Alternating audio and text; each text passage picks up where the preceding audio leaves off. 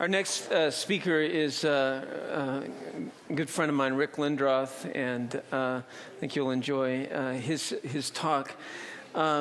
Just my personal comment to you guys. I'm so impressed with you guys for taking your whole day to be here with us, and so many of you stayed after lunch. So I'm just real thrilled. Obviously, this is a topic that's of great interest to you folks. So thank you so much for staying with us all day. I know, speaking for the speakers, we're servants to serve you and to try to help you kind of in your journey. We're all on a journey, and I'm just happy that you guys are here today with us, even though the sun came out outside and you elected to stay here. So that's really good. So I'll just turn it over to Rick, and Rick will go from now until 2:15. It's Rick Lindroth.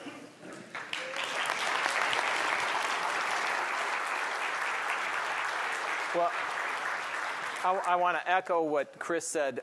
All of the speakers, we're absolutely delighted to have you here.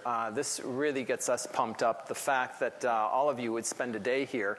I'm talking about the environment, and you could be outside enjoying it, and instead you're in here with me. I also drew the short straw in getting the sleep slot. So I figured I'm going to put you to sleep anyway, so I just was assigned this slot. So anyway, thanks for coming. This afternoon, we're going to move in a slightly different direction and talk about some practical applications that occur at the interface of science and Christianity. Now, I think I can speak for all of the speakers today in saying that we seek to fully integrate our faith and our science. In fact, we all believe that we're better scientists, not in spite of being Christians, but because we're Christians. And each of us in our own world tries to build a bridge between our community of faith and our community of science. And a similar metaphor to the one that Wayne used, when you seek to build those bridges, you can sometimes expect to be stepped on from both sides. And sometimes that indeed happens.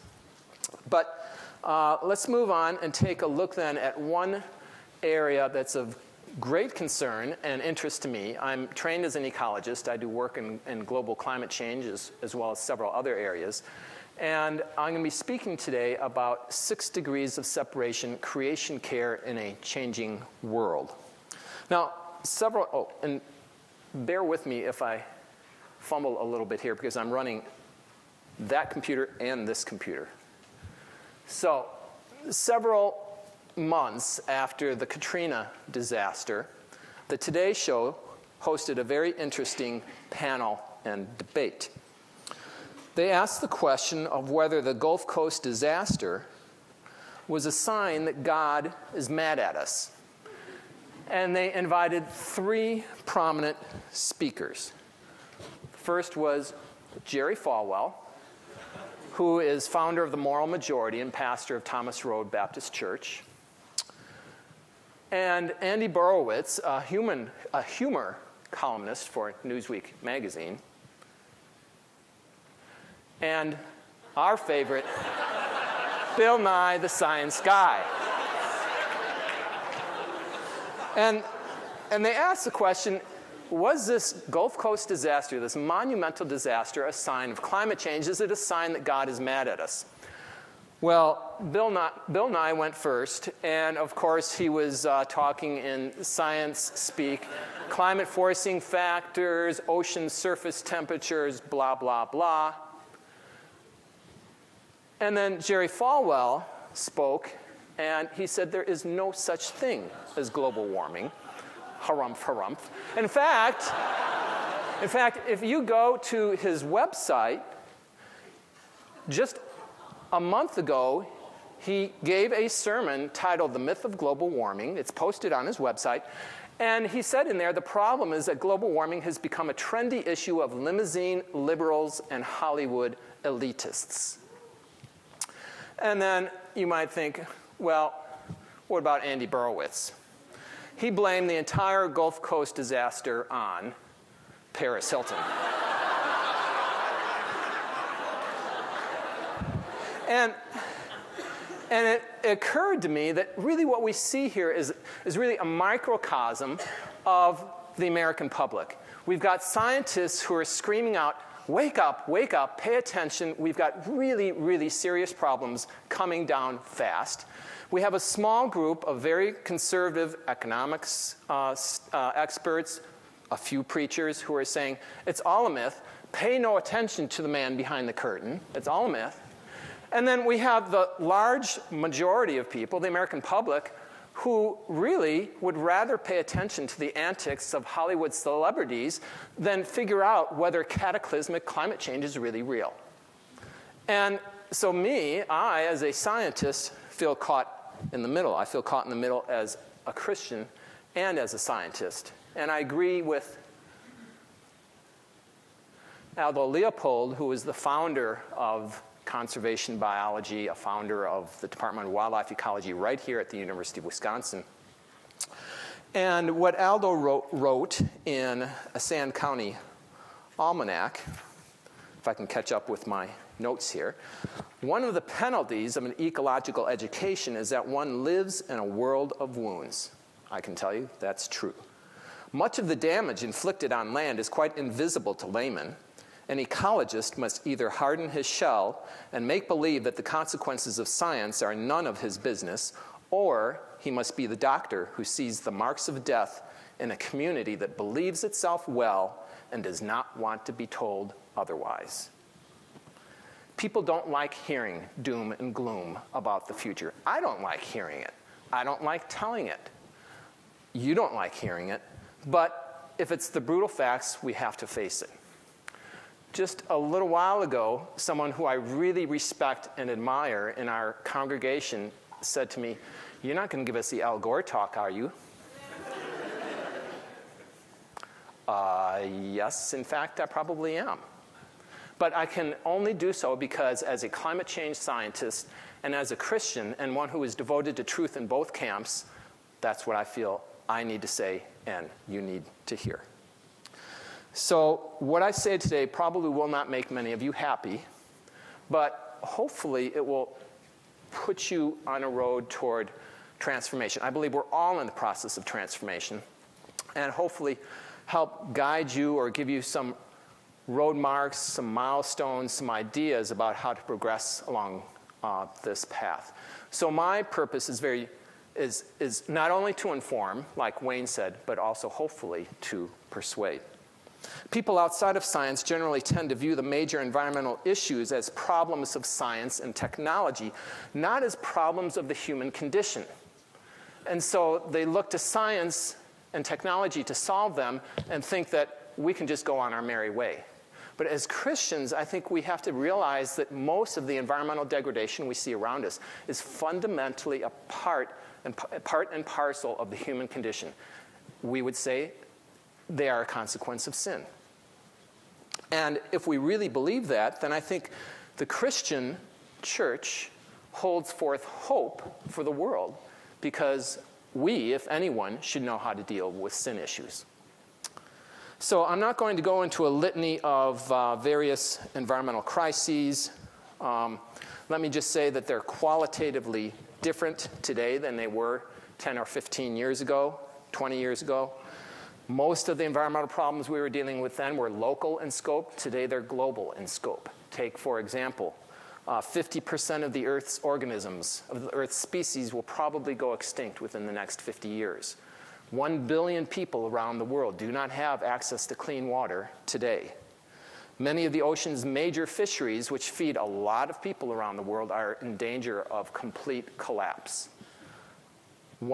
This country spends roughly $130 billion a year compensating for invasive species. So there's problem upon problem. And one that I'll get back to later, it's been estimated that 150,000 people a year die due to the consequences of climate change currently. So in short, I think that we're outstripping the ability of nature, the ability of the earth, to provide the ecosystem services that we need, that are essential for human survival. One way to look at that is to measure what's called our ecological footprint. How much of the Earth's resources does it take to sustain a population our size? And recently it was calculated that humanity is consuming 1.25 Earths per year. We're 25% beyond the capacity of the Earth to sustain a population our size. How can we live that way? Well, we're drawing down our ecological credit card. In the year 2050, it's estimated that it will take at least 2 Earths to support the population, and 5 Earths if we all live at the lifestyle of the average American.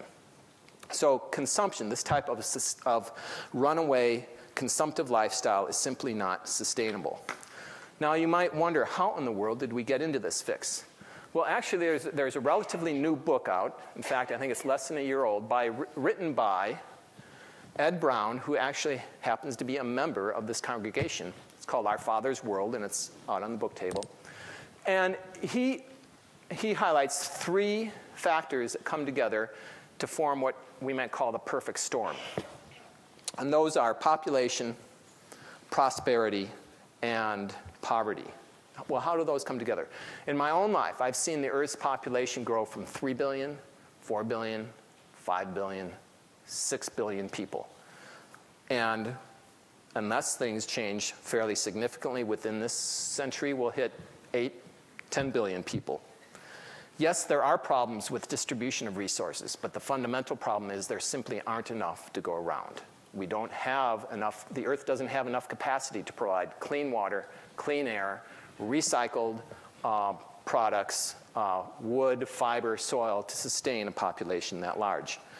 That's aggravated by prosperity, especially among Westerners. This is another whole lecture in itself, and I don't want to get too sidetracked, but let me just say our society, Western culture, is ruled by extravagant, narcissistic consumerism. I am, you are, we're little different from the rest of the non-Christian world in that respect. We've bought into the gospel of happiness through acquisition.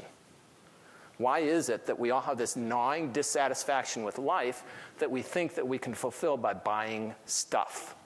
Why is it that I feel I need to buy stuff I do not need to impress people I do not like? It's crazy. But I think we all fall prey to that to some extent. So it's this consumptive lifestyle coupled with very large populations that are putting tremendous pressures on the ability of the Earth to sustain our population. And that's going to worsen as a lot of financial wealth is flowing to formerly developing countries such as China and India that are really coming on board and adopting American Western lifestyles, consumerist lifestyles. Now, the final element of this perfect storm is poverty. Our affluence has largely shielded us from the consequences of environmental degradation. But it's the poor, those without a voice, those without status, who are hurt the worst. And I'll show some slides of that later on. Jared Diamond, in a very excellent book he wrote a couple of years ago called Collapse, says that when people are desperate, undernourished, and without hope, they blame their governments, which they see as responsible for or unable to solve their problems. They try to immigrate at any cost. They fight each other over land. They kill each other. They start civil wars.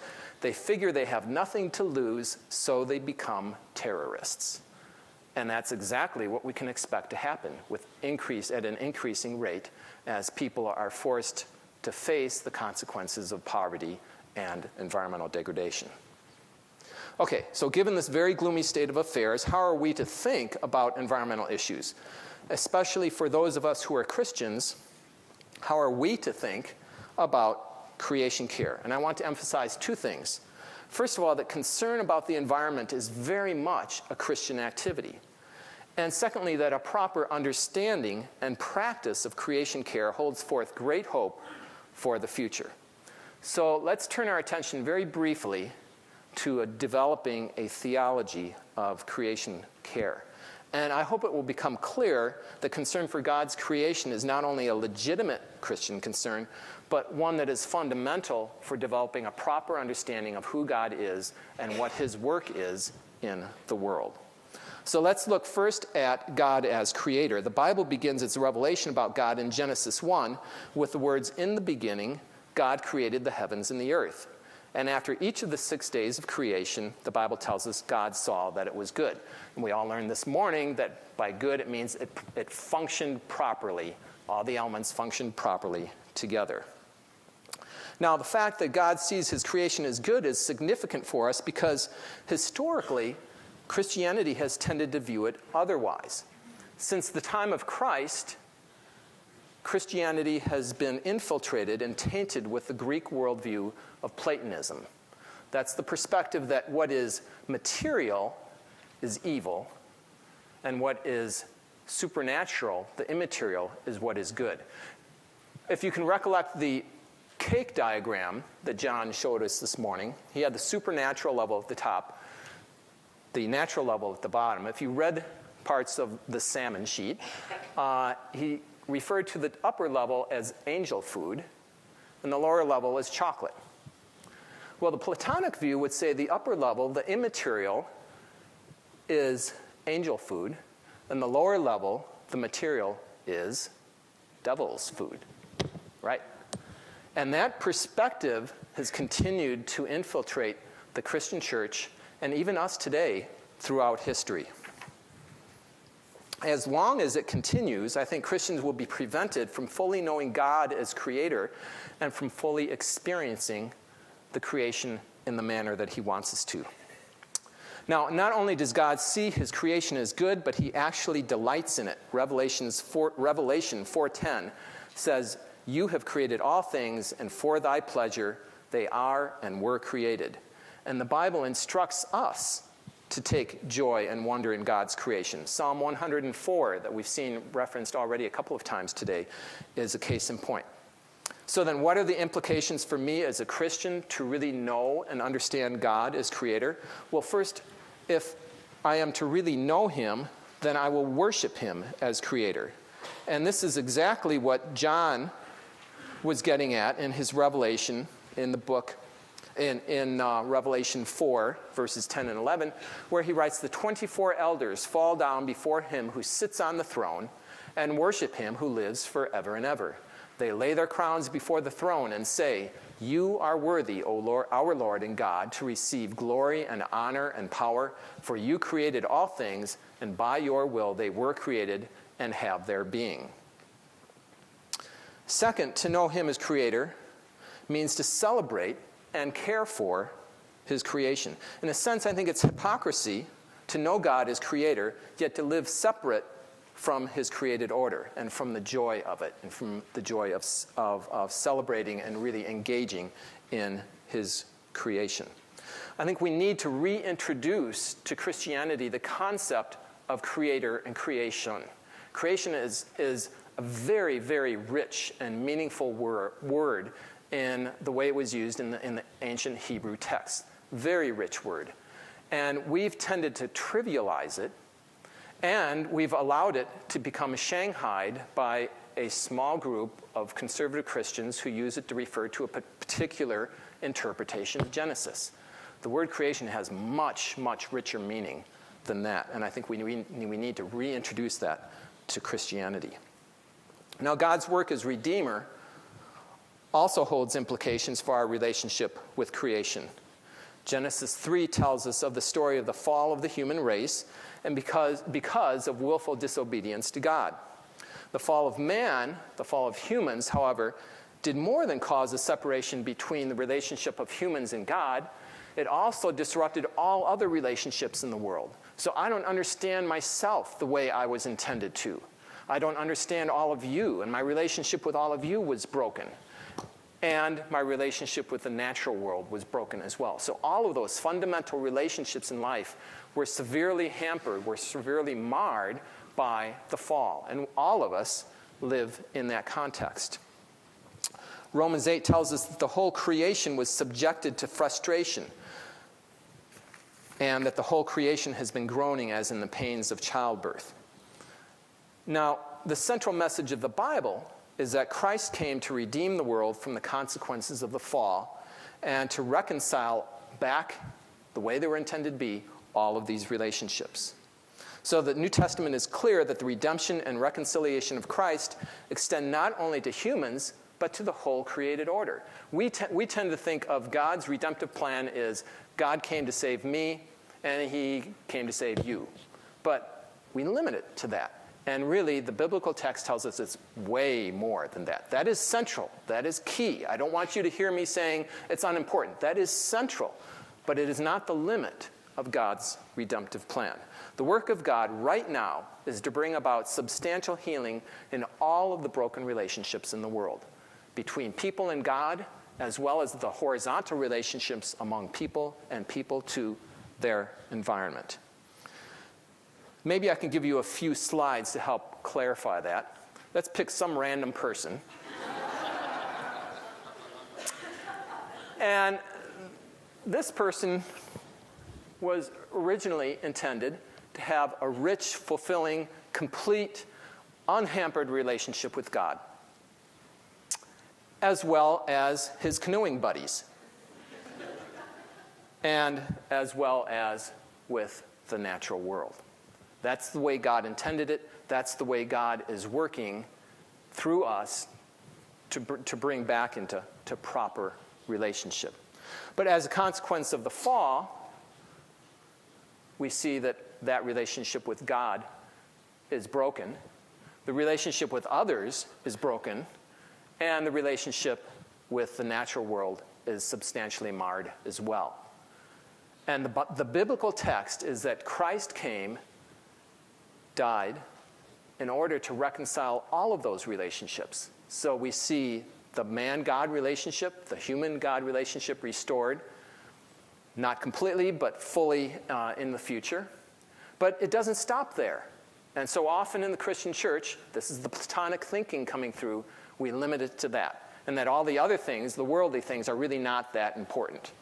No, that's not what the Bible tells us. It tells us that God's redemptive plan extends to reconciling our relationships with each other, as well as our relationship with the natural world. That is the full context of what God is doing, and as his people, that should be our concern as well. Well, do I have any biblical evidence or basis for this? Well, sure. I could say, as somebody else has said, do you ever read the Bible? But I won't.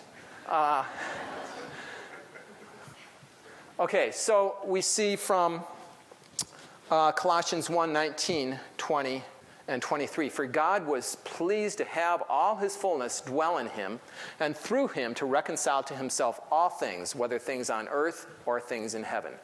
Once you were alienated from God and were enemies in your minds because of your evil behavior.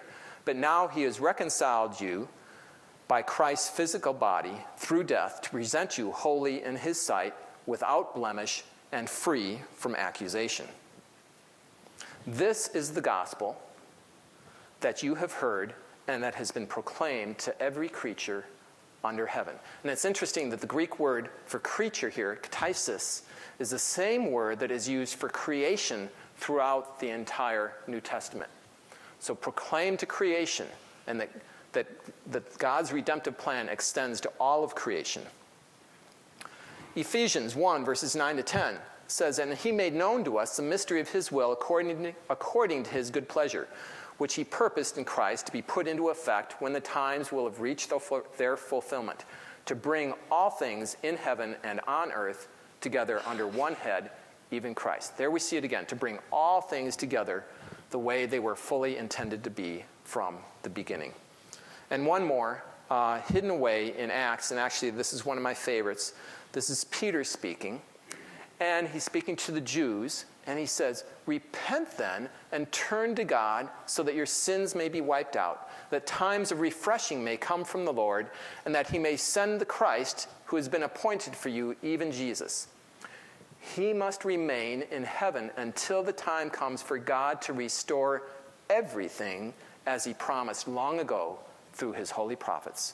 So once again, the God-human relationship is absolutely central, but it is not the limit of what God's redemptive plan entails. So throughout these verses, we see that the final restoration of humanity is inseparably linked with the ultimate restoration of all of God's creation. Salvation through Christ is not simply a personal transaction between a person and his Creator. Rather, it involves the reconciliation of the whole cosmos, of the whole created order, back into proper relationship with God. That is what we are to be bringing about now. That's what will not be fully brought about until the end times come. So the calling of the Christian and the Christian church then is to do the work of Christ on earth. We are to come along beside him in his work of redemption. To be a disciple of Christ is to love God and to love what God loves. And so if the work of Christ is the redemption and reconciliation of all relationships, then that must be our task as well, individually and corporately as a church. This calling means that our vertical relationship with God should not be separated from our horizontal relationships with others and with the entire creation around us. So basically what this means is that we have to live true to the original command of God to keep the Garden of Eden, to steward it, to manage it not as if it's something of ours, but something of his that we are keeping and managing for his good pleasure. All right. I'm going to take a brief detour now, so I hope this is not too much of a jerk in the presentation. But I want to focus on one environmental problem in particular, and that is climate change. This environmental problem is probably the most serious environmental issue ever faced by humankind. It's one that my research group does work on. There are thousands of scientists around the world who are working on various aspects of it. I want you to hear me clearly. There is no longer credible debate in the scientific field that climate change is occurring and due largely to human causes. I'll say it again. There is no credible debate in the scientific world that climate change is occurring and due primarily to human causes. There is a lot of social-political debate. There's religious debate, but there's not debate in the scientific world. Now, it's not unanimous, but there is consensus. 99% better, 999 out of 1,000 scientists would say it's real, it's serious, it's dire, it's human-caused, and we better do something about it. Just this February, the Intergovernmental Panel on Climate Change, the IPCC, reported that there's more than a 90% probability that most of the warming over the last 50 years is due to human activities, such as the burning of fossil fuels. People in the Christian church tend to poo-poo scientists, poo-poo the Intergovernmental Panel on Climate Change because it has a link to the UN. Many of them are surprised when I tell them that the head of the IPCC for many years was knighted Sir John Houghton, a very, very famous climatologist in England who also happens to be an evangelical Christian. It's not really any longer a matter of right versus left in terms of political persuasion, of conservative versus liberal in terms of religious persuasion. We would like to leave that behind us and all come on board with respect to this very considerable issue. What evidence is there? Well, we can talk about that later. You're all aware of it. You've been reading it in the papers. The air is warming. Deep ocean waters, surface ocean waters as well are warming. Deep soil surfaces are warming. The number of days that Lake Mendota is frozen in an average year has been declining over 50 years. 19 of the 20th warmest years on record have occurred since 1980. This winter was the warmest winter ever recorded in human history. On and on and on and on and on, evidences that we're experiencing climate change. Let me show you just a couple of slides to illustrate this. This is a graphic showing increases in carbon dioxide. Carbon dioxide is the major culprit when we think of climate change. Carbon dioxide is produced every time you exhale. It's produced every time you burn something. And so because largely of increased consumption of fossil fuels, we see that carbon dioxide levels are going up. How does that contribute to global warming? Well, it's the classic greenhouse effect. Sunlight comes in, it hits the surface of the Earth, it gets re-radiated as infrared or heat radiation. CO2 acts as a blanket, so basically it absorbs that heat and tends to warm the atmosphere. So the physics are very well understood. The increase in CO2 is not debated. There's nobody who's debating this. This is something you can measure, like you can measure wind speed or temperature. And we are now at the highest levels of CO2 that we have experienced in at least 300,000 to 400,000 years. On this graphic, in the blue line, you see CO2 concentrations over the last 350,000 years, and the red line shows temperature. Do you think there's a close correlation between CO2 and temperature? It's not perfect, but it's very doggone close. And there are a couple of take-home messages from this. One is, yes, indeed, there are natural cycles. You see them there. Those were not human-caused in the past. So there is natural cycling going on, and that's tending to compound or add to the difficulty of us discerning, is what we're experiencing now natural or not? There are some number of reasons we believe it is not natural. One is, look at where the blue line is today. And in fact, where the blue line is today is not on this graph. Where the blue line at the right is today is about the height of the word CO2. It's way off this chart. It's the highest we've seen in 400,000 years, if not longer. What's going to happen to temperature? Well, the temperature lags behind a little bit, but it's certainly consistent with all of the previous evidence that temperature is going to go up as well. Another reason scientists believe that this is human-caused, it has never happened this fast before. It's estimated that climate change is occurring 50 times faster than it has ever happened in the world, which we have been able to measure by backcasting by these methods.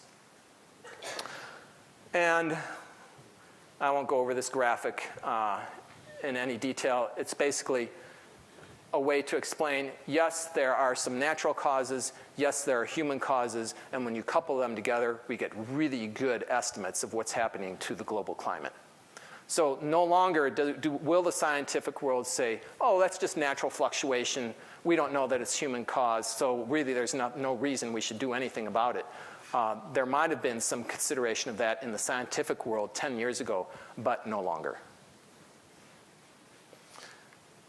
Now, the recent IPCC report estimates that the best estimates for temperature rise are that we'll see a rise of 3 to 8 degrees sometime in this century. Why is this a big deal? That really doesn't sound like all that much. Why don't we just turn up our air conditioners? Well, first of all, very small changes in temperature can cause massive changes in the climate system. Keep in mind that 15,000 years ago, scientists would say the surface of the Earth, the temperature was only about 8 degrees cooler than it is now, and we would be under a mile of ice. Relatively small changes in temperature can cause massive changes in the Earth's climate system. It's expected that Wisconsin, by the end of this century, will have a climate much more like what Arkansas is today. Now, I don't want to diss Arkansas. I have a sister who lives there. I've spent some time there, but I'm not living there. I'll take Wisconsin over Arkansas any day. And there are all kinds of other consequences as well. It's anticipated that global warming will give rise to more droughts, more extreme temperature and precipitation events such as flooding. There's very good evidence that the strength of hurricanes has already increased. Now, I don't want to get into the hurricane debate. It's true. The frequency of hurricanes has not increased, but the intensity of hurricanes has. Not very many climatologists would say, yes, indeed, that is due to climate warming, but we'll all say it's consistent with the predictions of climate warming. How many more Katrinas can we handle? It's anticipated that an additional 60 to 70 million people in Africa will be at risk of hunger and malnutrition by later in this century due to global warming. And in fact, it's the people in underdeveloped countries that suffer the most. Take a look at this graphic. This is work done by some colleagues of mine right here on this campus. Got very wide publicity. Well, it was published in Nature, one of the top journals in the world. This graphic shows total carbon dioxide greenhouse gas emissions in the year 2000 by country. And basically, the green countries are those that emit little, yellow a little bit more, the red and brown are the countries that emit the most. And so, of course, the United States, China, Europe, Soviet Union are the major emitters. Now, take a look at the parallel graphic that shows the consequences of those emissions in terms of mortality of people. Climate change-induced mortality is shown in that graphic. It's the mirror image. It's the people in the underdeveloped countries, it's the poor who are suffering the most because of our affluence. And we see that time and time again with environmental degradation. Last fall, the British government released a major report that predicted that if something isn't done rapidly to adjust or to mitigate climate change, that the Earth faces calamity on the scale of the world wars and of the Great Depression. Unabated climate change will eventually cost the equivalent of somewhere between 5 and 20% of the gross domestic product of the world every year. That's like having a major world war ongoing all of the time. That's the amount of financial drain that climate change will likely produce. It could produce up to 200 million environmental refugees. And keep in mind the words of Jared Diamond. People are not going to take this sitting down. It's going to cause huge social unrest and civil strife. The biggest concern is about tipping points. That is, if we reach certain temperatures, we will have irreversible runaway climate change. If we reach a certain temperature, the Greenland and the Antarctic ice caps will melt. There's nothing we will be able to do to stop them. And ocean levels will rise substantially and flood many coastal areas, major cities, Shanghai, Washington, D.C., New York. Major cities around the world will be flooded. So some of these tipping points are just a few decades away, and it's due to these tipping points that many scientists would argue that we're less than 6 degrees of separation from environmental calamity. The question I have to keep asking myself is, how bad does it have to get before we, especially the Christian church, will take action? And I'm reminded of this letter that was written in 1879. It recently resurfaced in the archives of the State Historical Society. It was written in 1879 from a small farming community in central Wisconsin during an outbreak of diphtheria. Diphtheria was a very serious disease back then. We don't hear much about it now because we're all immunized. Back then it was very serious. Okay, the letter goes like this. This is not a letter written by Wayne. Dear Alf, your letter came. Glad you bought a team of horses. Now he gets to the point. Hilda is sick. She has diphtheria and will die, I think. Olga died this evening. She had diphtheria too. We are quarantined. 5 of Fisher's family have diphtheria. My wife is sick, but she doesn't have it yet. Now listen to this. If things get worse, we may have to call a doctor. What? If things get worse? How much worse can they get? People are dying all around you. And I think that that's still the attitude that permeates much of Western civilization, American society today, and much of the church. Well, you know, if things get a little worse, we may have to do something. And the scientists are saying, hello, hello, hello, wake up. Things are getting worse, and we can't afford to wait. If we stopped emitting excessive CO2 today, the consequences of the CO2 already emitted over the last 20 years will continue to worsen for decades. Because of these built-in lag times between what we put up and how the climate responds, there's this differential between what we do and how we experience it. So if we're going to do anything, the time to start is now. I'm reminded of the English nobleman who wanted an oak tree in his garden, and he asked his gardener, how long will it take me to grow an oak tree? And the gardener told him, that'll take you 100 years. And so the nobleman said, okay, let's start today. Okay, so the good news is that individuals and governments and corporations, surprising corporations, the Ford Motor Company, British Petroleum, I always buy my gas at BP, a number of major utility companies, and now even many churches are taking notice and beginning to take action. The evangelical church has been in the headlines a lot in recent years for taking positive steps in this direction. Now, not everyone is on board. James Dobson has had some very, very harsh criticism of this movement, even in the last few weeks. But the evangelical church at large is starting to move. In fact, to my delight, a number of evangelicals, very prominent evangelicals, got together and wrote the Climate Change Initiative, which was subsequently signed off on by many prominent evangelicals, presidents of colleges and universities and major pastors and things like that.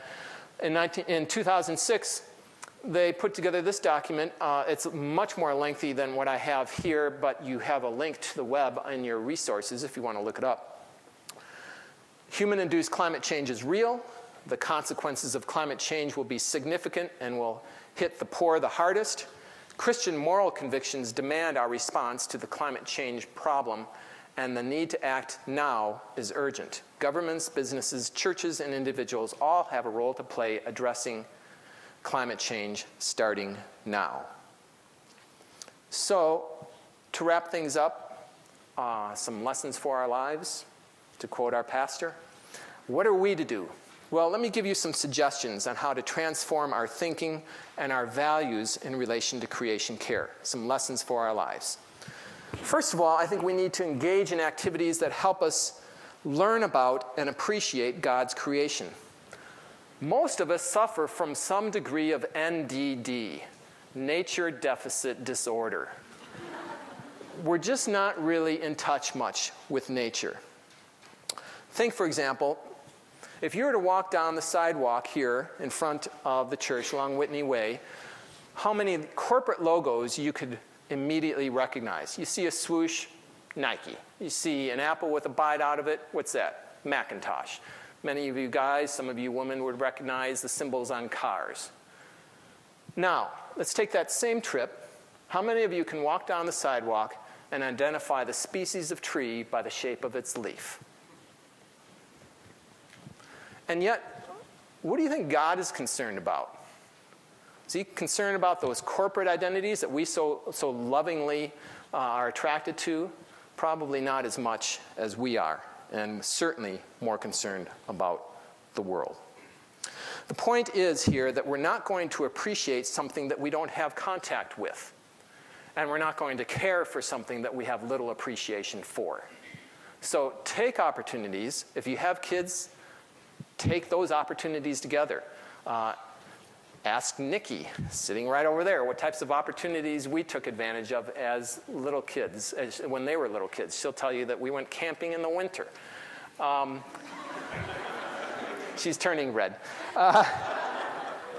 So take advantage. Spend time communing with God in the natural world that he created and in which he delights. Next, we need to train ourselves to recognize and be aware of the environmental challenges around us.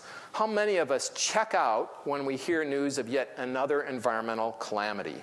I have a number of friends who simply refuse to discuss it because it's just so disquieting, it's so disconcerting, it's too depressing. But without recognizing the problems, we're rarely moved to do anything about them. And that reluctance is perilous. It's perilous for us, it's perilous for our children, and it's certainly perilous for those who live in poverty around the world. This is my dog. This is Dakota. Aww. One of the things that she loves to do is go for a run. Actually, she runs and I bike. I bike, we do about a 3-mile loop, and she runs flat out. All right? Now, one thing that we always take with us on our runs is one of these. Many of you would recognize this as a newspaper bag. That's not a newspaper bag. That's a dog poop bag. It's very cool because I have a dog poop bag delivered to my door every day. I have to pay for it, but I get a newspaper for free. Now, okay, so a year or two ago, I'm taking Dakota out for a run. She's having a great time. Midway through, she does what she always does. She stops, she squats, and me, being a good citizen, I collect it up and, tie it into the bag and do what I always do and put the bag on the rack on the back of my bike, and we go on our merry way. So, she's doing her usual, chasing rabbits and chasing squirrels, and I'm yelling at her, and somewhere in the back with recesses of my mind, I hear this sound. And I'm not thinking anything. So I'm yelling at the dog, come on, let's go. Stop dragging, stop sniffing. We got to get home. And about a mile later, I finally think, what is that? So I slow down. And I get off my bike, and I turn around. And this bag is wrapped around in the spokes. And it's empty.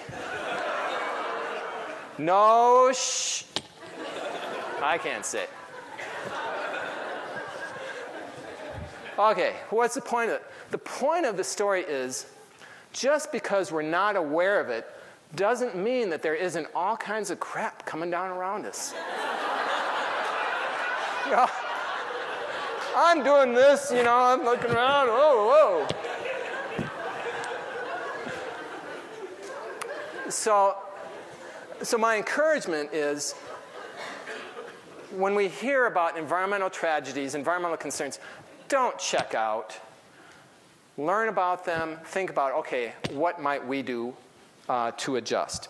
My time's running out. One more thing about transformation. Ultimately, as in other areas of Christian life, we need to seek transformation. We need to transform our worldviews, our lifestyles. Most environmental problems are so large that they can only be solved by substantially changing the way we live. We cannot trivialize creation care. It's way, way, way more than recycling your tin cans. And it's going to require a lot more than that if we're not going to face some very, very serious environmental problems within a few decades. I've mentioned before that those most affected by environmental degradation are the poor. It's been calculated that only 6 degrees of separation separate us from every other person in the world. What you do and what I do does affect them. If loving God means to love what He loves, then I have no choice but to thoughtfully and intentionally adopt a lifestyle that minimizes my impact on the earth and its people. It's really no longer an issue of the right versus the left. It's an issue of right versus wrong. Like most substantive changes, it will require a lot of effort, and it will be more easily done in the context of community. So I encourage you to challenge and encourage each other as roommates, as small groups, as families, to spend some time intentionally thinking about lifestyle adjustments that will benefit the earth. You want some suggestions? There's 2 pages of them on your handout, and I'd be glad to give you more if you'd like. And I think then we, as the Christian church, can unite together and, in the words of Paul, look for this day when the creation waits in eager expectation for the sons of God to be revealed, and hope that the creation itself will be liberated from its bondage to decay and brought into the glorious freedom of the children of God. Thank you.